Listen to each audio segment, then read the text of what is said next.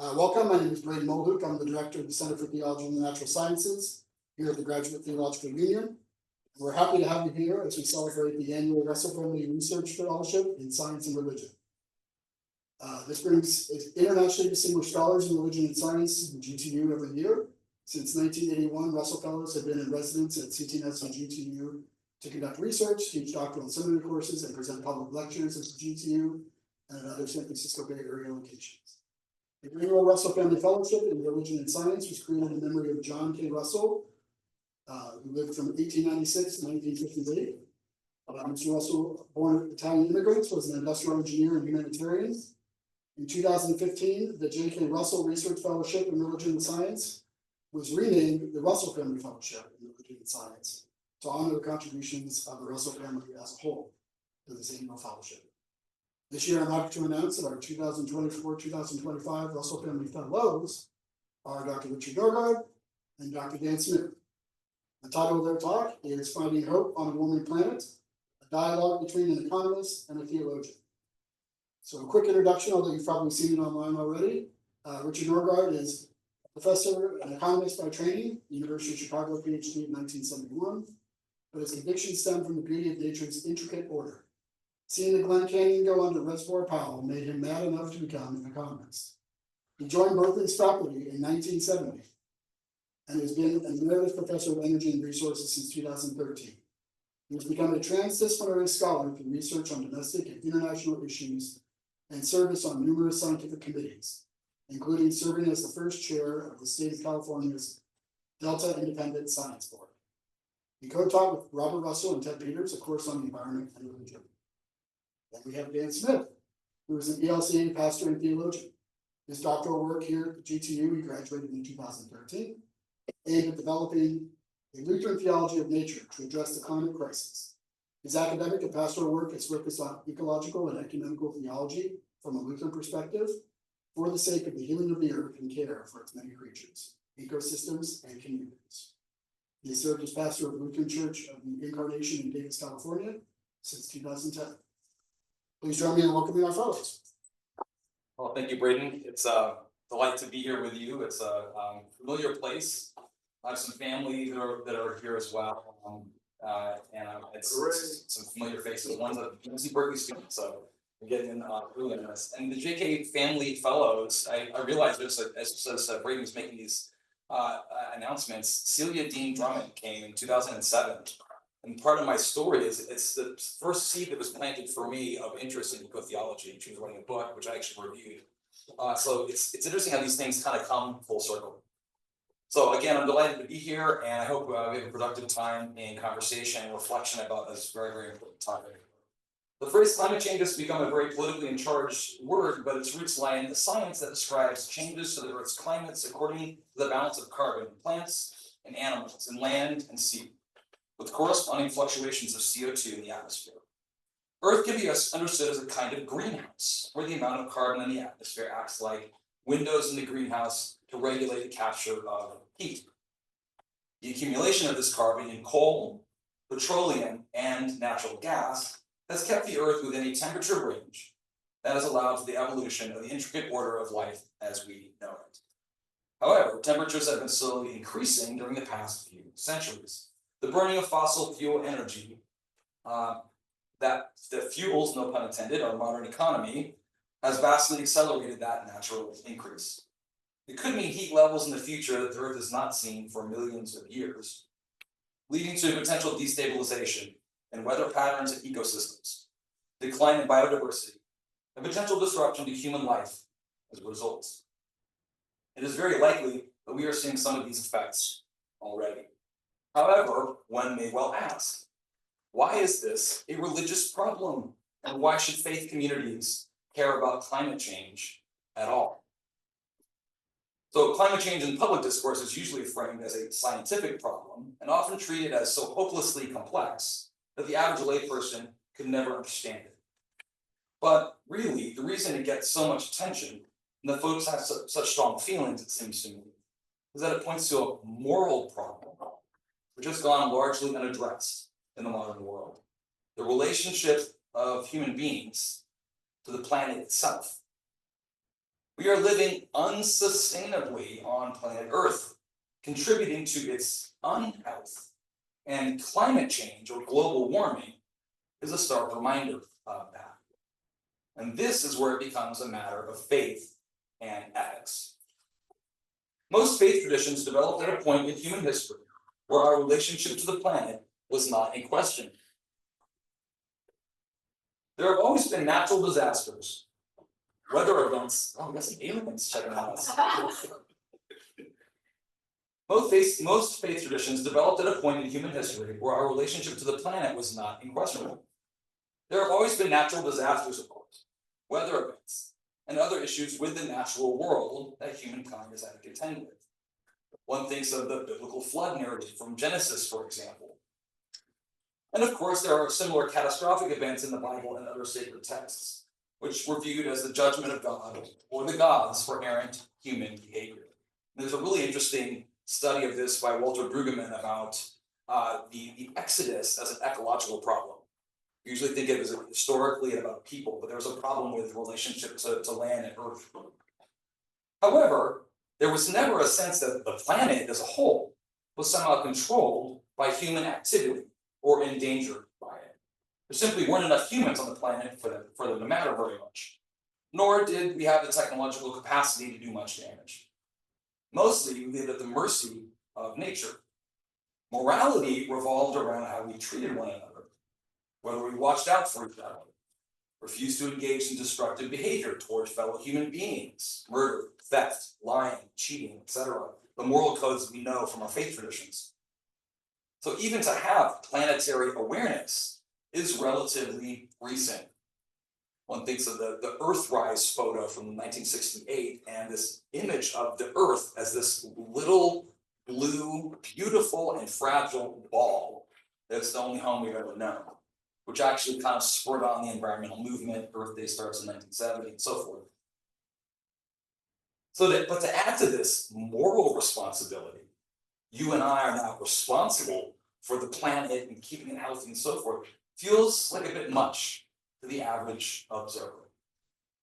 So part of our problem today is the challenge of having an ethical framework that takes into account our actual place in the universe and our power over nature.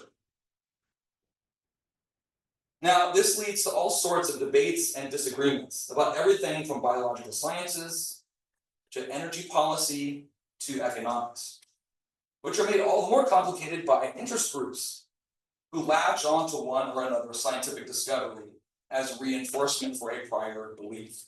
For example, the ideal relationship of humankind to nature.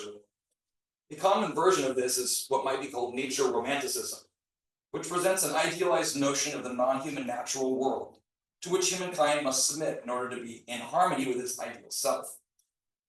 The other and far more dangerous extreme is the out-and-out denial of the threat and the refusal to perceive the natural world in its entirety. This is something like what Larry Rasmussen calls brown globalism, and to which he pairs cowboy economics, like this kind of this frontier mentality about economics, a flattening of global communities, usually under the thumb of a dominating hegemon, with a refusal even to notice the distress signals sent up by the earth and her creatures. Many of the conflicts and divisions we experience in the present moment can be traced to this warped relationship of human beings and their planetary home. As Thomas Berry, a well-known eco-theologian, said, the best way to characterize the human relationship to the planet is as assault. It's a problem for faith communities, this warped relationship, because our relationship to the planet is a moral issue. Science can take measurements and make assessments, but it cannot guide us as to how we should live on the planet or with each other. I would contend that what we have lost in both the scientific and faith communities is something like the wisdom of nature, what the created order is, and what it can mean for us as part of it. Even asking that question is problematic, for, as Rasmussen says, we as human beings live not on Earth, but as a part of Earth's articulation. We are, as Genesis teaches, a mix of soil and spirit. Our bodies, our senses, our feelings, all of it is part of nature. One thing we have lost, at least in Christianity, and especially in the Protestant traditions, is what nature can teach us. As Thomas Aquinas once said, any error about nature leads to an error about God. The Abrahamic faith traditions have made much of our stance above or apart from nature as stewards or caretakers of creation. And there is certainly some truth in that, to be sure. But it seems to me this speaks much more about our ability to control the non-human natural world than our actual stance above it. Using technology and our rather large brains, we've been able to carve out environmental niches of safety and control. But we are alienated from our true calm in many ways. And we have used science and technology to create a buffer between ourselves and the rest of the biosphere. As Dietrich Bonhoeffer once said, rather surprisingly to many, from a talk in 1929, the earth remains our mother, just as God remains our father. And our mother will only lay in the father's arms those who remain true to her. Earth and its distress, that is the Christian's Psalm of Songs. The notion of creation care, language many Christians use to talk about environmental stewardship or earth keeping, is helpful. The Evangelical Lutheran Church in America, which I serve as pastor, has a 1993 social statement of the same name. However, that focus can sometimes obscure a deeper and equally important truth. As human and planetary beings, there's a real sense in which creation also cares for us. Our culture is so out of touch with the non-human natural world and the cycles of nature that it is sometimes difficult to perceive this. But it is still the case that human life cannot exist without some interaction with nature, as we all experience every day when we breathe and eat and sleep and so forth. But there is a yet deeper theological issue at stake. Any ecological theology or environmental ethics, at least from a Christian perspective, is always a matter of creation. And thus, it is doctrinal. That is to say, it is about God. Creation is one place where the divine and the human intersect and converge, as well as nature, of course. For Christians, in the person and work of Jesus Christ. So as people of faith, when we talk about creation care, we are talking about God's handiwork, the created order that God has brought into being and loves. And it is the highest order of arrogance to believe that the created order is somehow under our control. It is not. As a myth we have told ourselves, as a kind of narcissistic self-justification for our actions. In fact, as English eco-theologian Richard Bauckham says, the Bible and the Christian tradition are not anthropocentric, as Lynn White and many others have accused us of, but theocentric. God is at the center of the narrative. Angels are at the apex. Human creatures do exist a little lower than the angels, as in Psalm 8:5, and we have an important role to play. But we participate in God's word. In the words of pastor and biblical scholar Eugene Peterson, prepositionally, with God, for God, under God. In other words, it's not about us. Now, much, if not all, of the modern world has completely forgotten this lesson. There are different versions of this. The Enlightenment fallacy, in many senses, was that we could dethrone God and replace him with human reason and, well, enlightenment. That was a fine idea if it weren't ruined by fallible people, by what Friedrich Nietzsche calls the will to power, and the glorification of voluntary ignorance and vice, a very prominent theme in our world today. I would argue that in our culture, the biggest threat we face, other than climate change, is not just political division or rising fascism or nuclear war, although those are real and very serious threats. The biggest threat, or moral error, is the worship of the free market. Free market fundamentalism, as my friend and colleague Richard Norgard calls it, is in the end just another way of worshiping ourselves and our own ingenuity as a species. Robert Nelson, in his book, Economics as Religion, takes up this subject. These are just some images of kind of the economics world. We probably all have our versions of this, the people, the talking heads that we hear, the graphs that we see, and so forth. Nelson writes, beneath the surface of their formal economic theorizing, economists are engaged in an act of delivering religious messages. Correctly understood, these messages are seen to be promises of the true path to a salvation in this world, to a new heaven on earth. Because this path follows along a route of economic progress, because economists are the ones, so is believed by many people, with a technical understanding to show the way, it falls to the members of the economics profession, assisted by other social scientists, to assume the traditional role of the priesthood.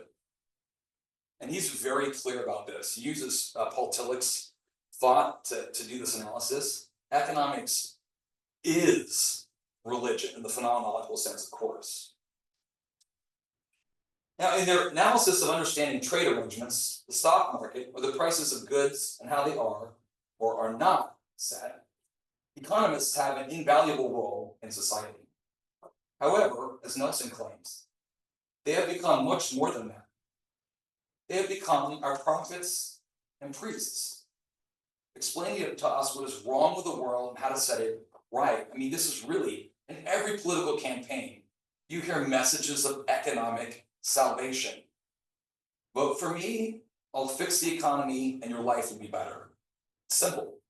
But it's so overwhelming, we don't even notice it anymore. In many cases, these economists have become storytellers in a sense, interpreting to us our sense of value, self-worth, and essentially how the world is. There is an element of philosophy and even theology just in that statement. Economics is the new theology, and its anthropology is clear. We are homo economicus. Our primary purpose, in their view, is to shop. The only area of focus is the golden arrow of consumption, with no regard for the origin or destination of the avalanche of products that flow through our lives. There is little or no regard for the public good or the health of ecosystems. Plastics are a good example. Single-use plastic water bottles, for example, sold by the pallet at Costco and other large-scale outlets, often end up in public spaces. They break down over time, decades or more, and are consumed by fish and other wildlife. This is the Great Pacific Garbage Patch. There's actually two of them. That's all the junk that we buy, which ends up in the ocean. And the big lie is that you're responsible for it. If you just recycled, it would solve the problem. Rather, you gotta look upstream. Who's creating this? What's the purpose? And where is this gonna end up? And we all have a responsibility for that. So these break down over time and are consumed by fish and other wildlife. The New York Times reports that microplastics are now in our bodies, including our brains. The health effects of these are not yet fully known. But the notion that we would eventually eat plastic should horrify every American and citizen of the planet. It is an irresponsible use of the Earth's resources, but it is justified as economically necessary, very ironically, when in fact tap water flows into nearly every American home that is perfectly safe to drink. Also a marvel of modern science, right? The only way to justify this is to create a fantasy world of economic reasoning, completely detached from reality. We must create single-use plastic products, according to this logic, to support the economy, you name your justification, without regard to the life cycle of the plastic object, and no serious plan for its disposal or its effect on wildlife or even human health. We can make similar claims, of course, for the mining and burning of fossil fuels. A little more relevant to our subject for today. The philosophical problem is linear economic thinking on a planet whose rhythms are cyclical. It's a failure to recognize where we are on Earth and what our responsibilities are to the common good. Whether we are scientists, theologians, or just plain citizens. Lutheran ethicist Larry Rasmussen calls it the big economy, which we usually think of, Wall Street, Dow Jones, and so forth, Main Street. And he contrasts that, and this actually comes from Wendell Berry, with the great economy of nature. The two are on a collision course with one another. And this is just an example of the campfire in 2018. This is actually really personal for me. My grandparents lived in Paradise way before the fire. My grandfather built a house with his own two hands. We used to go visit him up there. We did a little pilgrimage in 2018 because we just heard the whole town had burned down, which is kind of true, but about every 8th to 10th home on his block, the house he built would be intact. This is the one next door. The effects of living on a warming planet are kind of obvious. We are in an interglacial period of warming, but it's supercharged by the emission of greenhouse gases and fossil fuels and so forth. But this is, and this is happening in a lot of places. Is there hope? If detachment from reality is the sickness, I think that's on many levels and in many ways part of the problem of the age in which we live, then the remedy must be attachment to the real world, to reality, including a connection to the world of nature. The image that I find most helpful is Earth as household, one in which all humans and all living creatures dwell. The Greek word for this is oikos, and it's where we get our eco words such as ecology, economy, ecumenical. The Greek words themselves communicate a lot and suggest a wisdom for living differently on the planet. The oikos nomos, or law of the household, are rules for how we live together. Now, the word economy, oikos nomos, of course, economy, we usually think of this as money, but it's actually much more than that. It is the flow of goods, services, ideas, culture, even goodwill and love, art, creativity. In theory, we can set up whatever rules we like, but if the economy, oikos nomos, is in conflict with the logic of the household, oikos logos, we will have a problem. So the economy should be controlled and limited by ecology. And what we need is what my friend Richard Norgaard, Herman Daly, and many others say, and ecological economics. And here's where science and theology converge. Science is mostly the study of nature according to a certain method of deductive or inductive logic. There can be no dispute with theology here. And it's important to keep in mind that universities in the Middle Ages were founded to glorify God with a mind, including especially the study of nature. How could there be conflict if nature is God's creation? However, nature has something important to teach us about God and ourselves, a certain logic for how to live together on a finite planet. Our sickness is largely mental and spiritual, an unwillingness to accept our natural limits and to live in a culture of denial. Denial of climate change, denial of inconvenient other scientific theories, perhaps evolution, a denial of election results we don't like, a denial of human rights, and ultimately a denial of our mortal nature as creatures of planet Earth. But it doesn't have to be like this. In the historical moment we are living through, especially with a nakedly authoritarian presidential administration threatening not only the health of the planet, but our civil rights and basic decency, it may be more important than ever to embrace the goodness of creation itself as God's promise to the planet, and to each of us personally, something no earthly ruler has power over, As Psalm 146 says, do not put your trust in rulers, in mortals, in whom there is no help. When their breath departs, they return to the earth. On that very day, their plans perish. We have just concluded the Lent Easter cycle in the church, which ends with a great surprise. Death is not the final word. Whatever that means, and however it looks, it reminds us to be hopeful. Not in ourselves and our own abilities, at least not entirely, or in our economy, the methods of science, etc. None of these disciplines or the data they yield can give us an ultimate sense of hope or well-being on their own. Rather, as Jürgen Moltmann says, faith and reason can find each other in the house of wisdom they share. And each of them can contribute its own insights to the building of this house in a culture based on wisdom about life. And as I once heard John Cobb say, I was at a conference and there was a panel. This is a really interesting little story. David Ray Griffin was on that panel as well, these famous process theologians. And somebody asked the question, where is there hope in all this? And Griffin, maybe not surprisingly, said, oh, there is no hope. We're screwed. The data are clear. I don't remember if he said that exact word. But there's no hope, just like abandon all hope, you want to go into the future, something like that. I saw Cobb's face kind of, it was puzzled. And I wanted someone to say something different.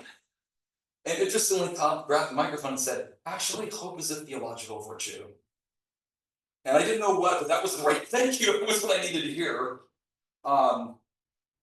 It exists not because of our observation and experience of the world, but often in spite of it. We are not only creatures of consumption for example, but creatures of hope, rooted in God's story of mercy and justice for the earth and all her creatures. A vision of hope and healing is a necessary guidepost, as the book of Revelation declares, in reference to the tree of life planted by the water of life in the New Jerusalem. And the leaves of the tree are for the healing of the nations, it says in Revelation 22:2. While this vision refers to the world to come, it is rooted in this very real world which God has created and loves, and which we are called to love in the same way. An unconditional embrace of the natural world alone may not solve all of the world's incredibly thorny problems, not least climate change. But as members of the community of creation, called to be caretakers of the planet, we have no choice except to try. Thank you. We have a few slides I'd like to share, if we have time for that, from some things that we've done in our local community in our church, some ways we kind of practice eco-theology. So these are the quotes from Moltmann. I didn't get to that one, sorry. Peter Moyle is a fish biologist that's connected to our congregation, and he's a really interesting field called, in the scientific literature, reconciliation ecology. What a rich term for scientists, theologians. I've really gotten to know Peter pretty well. We did a presentation a few years ago about Peter Creek, which is our local watershed, and a reconciled ecosystem, he calls it, protected by the public trust. Look, I'll do it as briefly as I can. This is what Peter Creek looked like in 1940. It's very flat, not a lot of trees, the water wasn't managed quite as well. And there's a long history of how the water flowed down way before European settlers got there. Of course, Monticello Dam was built, Lake Berryessa, which is actually Berryessa Reservoir, it's actually not a lake. Peter likes to correct me. This is what it looked like in January of 2012. The history of how this was managed caused it to become deeper, but more lush, more farmland managed, you can see. This is what lower Peter Creek looked like.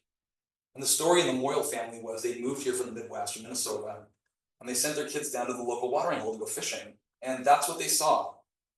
And Marilyn, his wife, said, no, my kids are not going. Yeah, just no. The university mined gravel, it was disgusting. And Peter felt the need to do something. So he got involved. Here's some images of a drought from the late 80s, a beaver dam, And they spent time there and they just sort of got to know the space and saw how much the critters were suffering. This is like dead car. The lowermost reaches dried up every year. This is water that flows kind of onto the campus of UC Davis. And it's a really beautiful place, but it clearly wasn't being managed well at this point. There was a drought in '89, fish dying in dead water. And so Peter was involved with a lawsuit, actually, with the city of Davis and the University of California, and a group called the Pewter Creek Council. And they sued Solano County Water Agency, which was responsible for releasing water from Lake Berryessa to get to lower Pewter for the sake of the other critters, the fish, birds, the trees, so they could be healthy. And there's actually a doctrine that goes back to the Emperor Justinian, that waterways are public trusts, they're public spaces, and it's a legal doctrine that you can actually, I guess, use to sue people to release water. It went to trial in 1996 and was settled in 2000. And there was reporting on this afterwards. Pewter Creek is a public trust resource. In other words, you have to release water to make sure that it's healthy. This is the Pewter Creek Accord. That's Peter in the middle, kind of leaning, shaking a hand, and folks that were involved in this effort. And this is what Pewter Creek looks like. Well, this was a while back. Very different. This is the picture that I actually took at Pewter Creek. I tell people this, especially during the pandemic. My family and I would go there, and quite literally, it was like therapy. To walk along this rich riparian forest. The water's clean, fresh, because it flows, and that's what scientists do well, right? There was a return of native fishes, which was very exciting, especially for Peter as a fish biologist, including Chinook salmon. And if you want to watch grown-ups act like almost like giddy like little kids, the return of this glorious fish all the way up into winters, they go and study this, and it's a really big deal. It's a marker of health. And of course, it's used by a variety of species. This is my wife and oldest son and our dog Rocky for environmental education and some time for play. Rocky just couldn't help himself. And this really, when I did this presentation with Peter, I remember a couple of years ago, that was why he did it. That's what he really was excited about. People going there, enjoying the space, learning from nature. And this is one of the problems with, I think, what I was saying earlier, our mental and spiritual problems. We're disconnected from that. There are spaces where we can still have that experience. It's good for us. So this is kind of that overhead view at our church. One of the things we've done is it was time to renovate our sanctuary, and we wanted to capture the spirit of this riparian, or our watershed and where we live. That's our narthex that we built relatively recently, and we had our concrete artist come and paint it to emulate Pewter Creek, Green River, which is actually Creedence Clearwater Revivals, their song Green River. Anyone know that one? That's actually about Pewter Creek. They used to go there before Berryessa was built with a dam. This is as it's kind of progressing. The project at our church. We're a green faith congregation as well, so that's something we do in terms of environmental education. We have solar panels, and I've been involved with others in advocacy work at the Capitol on some of these issues. We won an award for energy efficiency in 2015. And here's the theme came from Revelation, the tree of life on either side of the river of life, which reflects, and these posts were actually tree trunks that we couldn't get rid of. We kind of opened things up, so we thought, might as well just own it. So we have these posts that really evoke a sense of trees who, like in Psalm 1, planted by streams of water, yield their fruit in due season, and whose leaves do not wither. And the leaves of the tree are for the healing of the nations.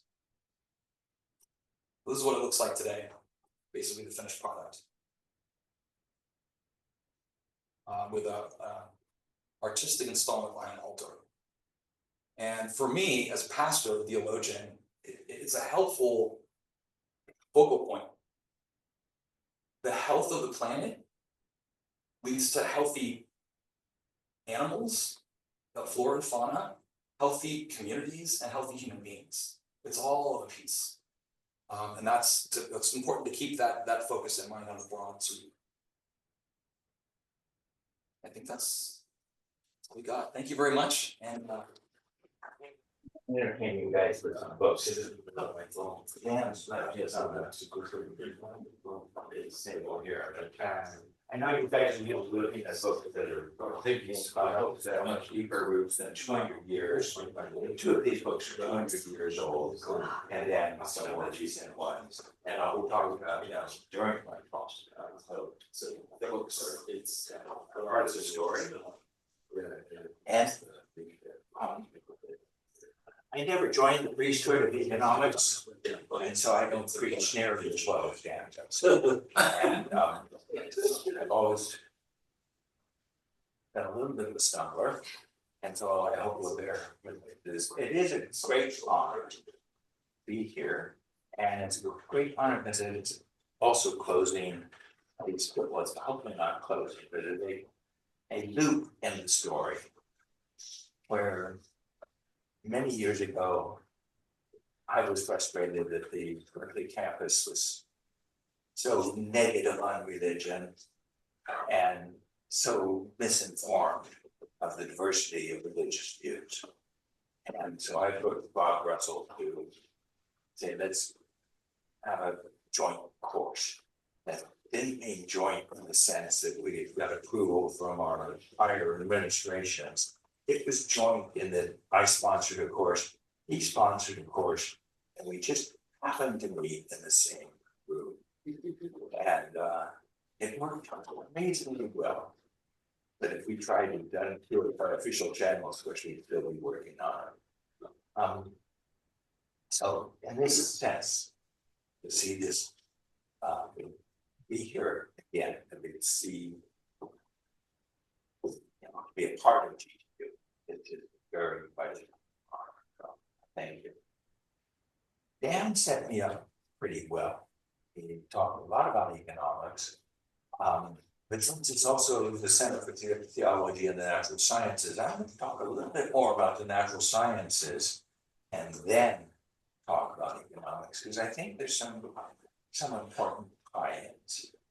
So I've got an evocative title, and the evocative title needs some explanation. So let me start. The invisible hand of the market needs to be told where to go in order to reach an ethical and environmentally sustainable future. Tell hands where to go. You need real and moral criteria that are separate from narrow market ethics. The reason we're in real and moral prices is because our market capitalist economy has not received proper guidance. Markets have taken us wherever capitalists have let them go. The economists have encouraged this, and that's we are in crisis. We need democratic governance, informed by real and ethical understanding, to define the rights to act in the market. Essentially, we're talking about property rights. Instead, we have corporatocracies that define property rights through the legislature and change the whole course of human civilization. And they define those rights so as to maximize their own profits. This is impossible because we do not have a collective public understanding of reality and morality. We need a new system, new systemic understanding of reality and morality, in effect, a change of consciousness, envision and put into effect property rules and market regulations to achieve a sustainable and equitable economy that provides meaningful lives. And that provides meaningful lives. It's not really added on to when talking about sustainability, the provision of meaningful lives. Important, and I think that accounts for a lot of the chaos we have in the demos now. The transitions to renewable energy, being advocated to reduce climate change, are an absolute necessity. We have not initiated them vigorously because people are blind and blinded from systemic reality and morality. Though I fear the collapse of modernity, I find hope in the possibility that we are capable of more systemic understanding. Within this broad framing, I argue that economic beliefs became the religion of modernity, displacing beliefs about care for others, the importance of helping the poor, and the sins of disproportionate wealth that are prominent in the Abrahamic tradition. I will argue that economic beliefs became the operating system of modern society that disconnected us from nature and from each other. 2 centuries ago, so I'm passed around 200-year books seem to be in the background there. But William Paley was a natural theologian. Natural theology is the beginning of science. It's people inquiring into nature to understand the deity. And from there, the natural philosophy opens up and then natural sciences begin to form. But William Paley is writing a book that was good enough for Charles Darwin to learn his natural philosophy. And we have to remember that when we hear stories of the foundations of science, it somehow emerges out of great names like Galileo and Isaac Newton, and but it emerges out of natural theology.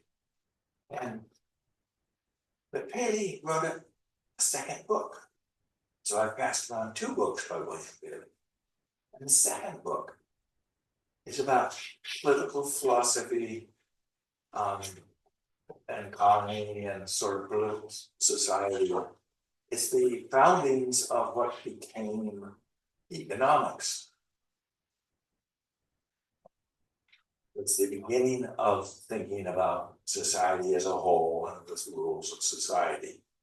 Now, to be sure, William Paley is more talking about the past than having an insight of what the Enlightenment is doing to society, for society, but it is still covering the foundations of political economy as moral philosophy, which it is. Economics starts as moral philosophy.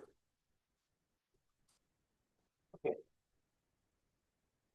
Over time, through the 19th century, and then especially in the 20th, economics becomes our operating system. We need jointly, collectively understood beliefs about how the world works, where the economic cosmos came from, what's our role in it, what's my relationship to other people, even what's my relationship to the earth. And economics has bad answers to all of those things, but they are collectively shared. Now I'm skipping ahead in my pages. An important message is still that William Paley writes in 2 books. There's a book about nature, and there's a book about moral philosophy. So already we see the fact value divide 200 years ago. And that fact value divide is important to work with and to understand and to work through and to reconnect. But it is a figment of Western thought. In America, during most of the 19th century, economics was primarily thought of as moral philosophy and was mostly taught by theologians. Even in 1988, at formation of the world of what would become the American Economic Association, 20 of the 50 founders were preachers. This is just amazing. You do not learn this in an economics class. They were preachers who were concerned about the transition from America being an agrarian society to an industrial society, an industrial corporate hierarchy. And this transition separates people from nature, but it also puts them in bureaucratic structures, which makes it difficult to relate to each other. And then trade distances us from each other.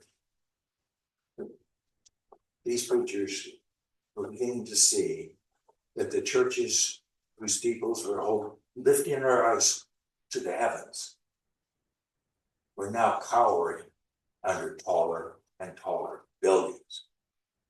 And, it's crazy in those tall buildings. In the big cities, both laborers and capitalists become less responsible for what they do. Or that responsibility is explained by economic beliefs. And that's true with respect to Asia, it's true with respect to each other. The other component at the founding of the American Economic Association were economists wanting the economics profession to be a scientific profession, to be objective observers and objective informers, guiders, participants, people who could help presidents make decisions, help Congress make decisions, take jobs in the newly agencies, the progressive agencies that we were forming at the turn of the century and after. And these economists needed to separate facts and values. And they needed to separate facts and values, even though in economic theory, it was discovered by the 1880s that a system of markets working together can have multiple efficient solutions. And those different efficient solutions have different equitable implications. And that is a fundamental characteristic of our understanding, which has then been shriveled. So that people who study economics after 1970 rarely understood it. Let me return to the natural sciences. A little over a century ago, Spontaneous wrote about planet Earth, starting with the story of the universe that was known at the time, and then began focusing on the interaction of the biosphere and the geosphere. One scientist 125 years ago could speak about atmospheric physics, glacial processes, forest and other biomass and carbon cycles, all in one scientist's mind. And then passing around 2 books written by Stephen J. Snyder. I was very fortunate to know Professor Snyder, and he too was able to think across the boundaries and write books about climate and the biosphere and humanity. The book, the first one in 1975, the second one is in the early 80s, and they were virtually ignored. And it really isn't until the Intergovernmental Panel on Climate Change that Stephen Schneider picks up and has a role to play. But this is 20 years later. Let me be honest, Arrhenius was an exception in his time, already by the 1900s. We were digging deeper, scientists were fragmented. Scientists were digging deeper and deeper along separate routes of the intricate order. Not seeing the entirety of the intricate order, but digging deeper on their own separate path. And so there was no one, very few scientists, for 75 years until Stephen Schneider comes along, were pulling the whole story together. I won't tell you there were not any, so there definitely was some, but it's a minuscule portion. And even today, 30 years after the IPCC process was well underway, 97, 98, maybe 99% of scientists are doing what they were doing before. We're all fragmented, we're all in separate channels, we're all in administrative systems, universities, and departments, disciplines, and sub-disciplines, and bridge the whole. It's not rewarding. So we don't usually slam the natural sciences. They are the best we have. But I'm stressing that this is a natural science failure. Let me also add that it would have been wonderful if American theology had followed the preachers who participated in the founding of the American Economics Association. They were preaching social gospel. And they were preaching a social gospel because they wanted to guide the economy. And that guidance might have been possible if we just had an incredible blooming of social gospel from the 1980s or 1880s for the next 150 years. So, that's not quite equally setting the situation up. But this is the dilemma, the mess that we have created for ourselves.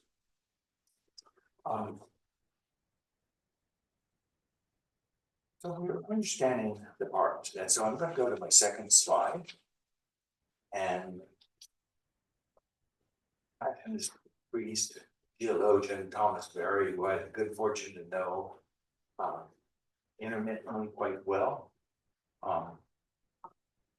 said it just about perfectly. The universe is a communion of subjects, not a collection of objects. The devastation of the planet can be seen as a direct consequence of the loss of this capacity for human presence to and reciprocity with the non-human world. And so we've had many great poets. I mean, there's so many of them to celebrate. But at the same time, the economic gospel is functional in the day-to-day decisions that people have to make. We live in an economic gospel. Economics is our religion. Digging into the economics. Nearly a century ago, Chicago economist Frank Knight, he was the teacher of Milton Friedman and the other famous Chicago economists of the first jack. Frank Knight himself was a famous microeconomist who knew a lot about how markets worked, but he also co-authored with the theologian, or at least maybe one of them that he parallel authored. So he was an unusual economist in the day. Second slide, if you already got there. And the point is that the principles for which a society or a group lives in tolerable harmony are essentially religious. There must be ultimates, and they must be religious in economics as anywhere else. If one has anything to say touching on conduct or social policy in a practical way. To inquire into the ultimates behind accepted group values is obscene and sacrilegious. Certainly the large general economics courses should be prevented from raising any question about objectivity. So here it is, we have a science, or a profession that claims to be objective and scientific, The initial courses are not that way at all, but should assume the objectivity of the slogans they inculcate as a sacred feature of the system. That's one of the most powerful statements from an economist that I know of. There were some earlier ones when theologians were teaching economics. But Frank Knight knew that economics was becoming important and the operating system and society needed economic beliefs to be held religiously. Okay, the next slide. Sacred economic beliefs includes the belief in individualism over care for others and the common good. The belief that nature can be divided up into private property, bought and sold. The belief that people can be free from nature and from social control. The belief that markets work for the good of all and determine the correct returns to laborers and capitalists. The belief that society is simply the sum of individual wants. And the belief that more growth will overcome the social and environmental problems that growth has wrought. Our best economists are now questioning, what have we done? How did we get here? These are best economists and Nobel laureates who can ask those questions. Down in the classroom, the textbooks are the same.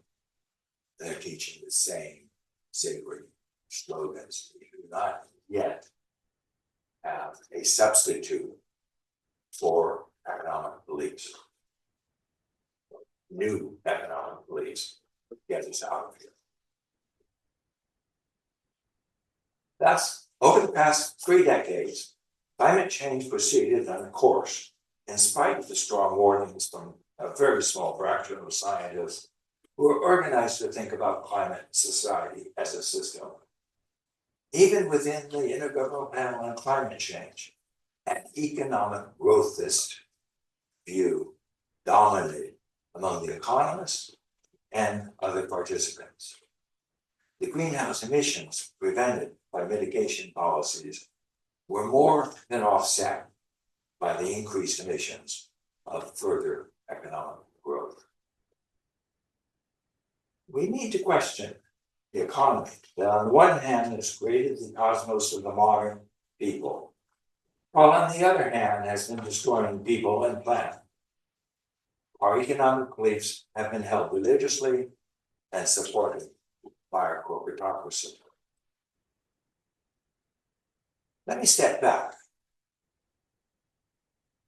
In the last 3 centuries of modern beliefs, with economic beliefs dominating for the past century, the human population has grown tenfold, lifespans have increased dramatically, GDP per capita has grown 20-fold, and associated annual use of energy and materials increased 167-fold in the last 3 centuries. Many people live materially better lives because of economic beliefs, and the economic beliefs, the economic system, our beliefs supported. Let me make another important point. I'm not arguing against beliefs. Nobody can understand the full complexities of reality. Nobody can understand all of the difficulties and the contradictions and the complexities of moral understanding. We need beliefs.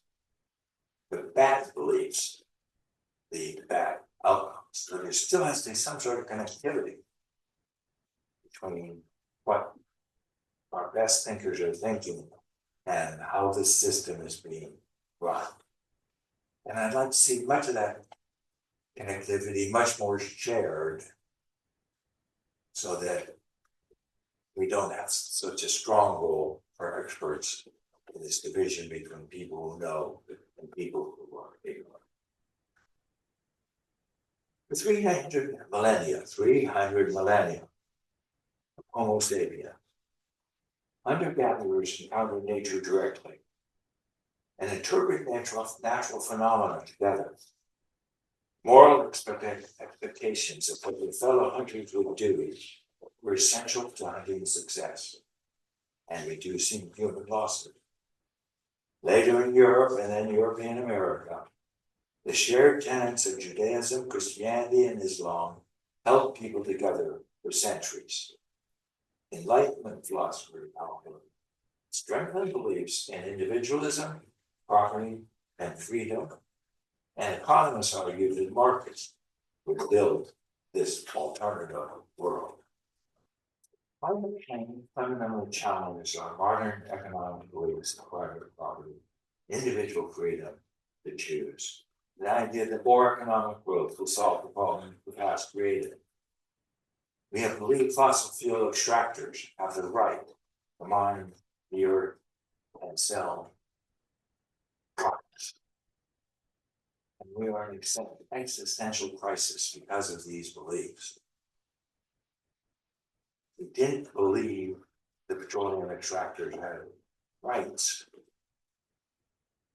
They would collapse rather quickly. There is the problem of the power of vested interest. It's very important also, but there's still the demos and our beliefs are still essential to this holding up the system as a whole. I painted a pretty grim picture of the human planetary predicament. I see continued social and environmental breakdown as we do not share the beliefs necessary to create a new social learning system and new provisioning system that facilitate living in relation with nature and with each other. I find hope in the thought that the catastrophe will not be too much greater before reality and morality strike. Now is the time to start formulating alternative ways for people to live in the biosphere, not pretending to be above and free from it, and living in relation with each other. And let me close with a final slide. And this is on Indigenous freedom, and it's just a single Canadian author, and I can't read it without breakup.